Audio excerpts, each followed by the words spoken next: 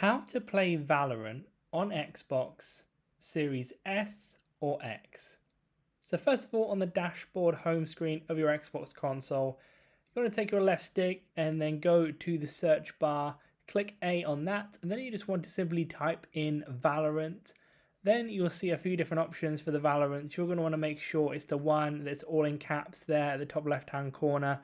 Make sure you click on that one. Then if you want to download and play Valorant, you will need to join the Game Pass. That's something that's very important as well. You see there, Game Pass Ultimate. You want to click join now on that, and then you'll be able to go onto there and then download and install the game once you have the Game Pass. If you do not have the Game Pass, you will not be able to access it. So that's something that you will need to do if it's available in your area. In some areas around the world, it's not available to play Valorant, so do look that up. If you are available, then you'll be able to download and install and play from there.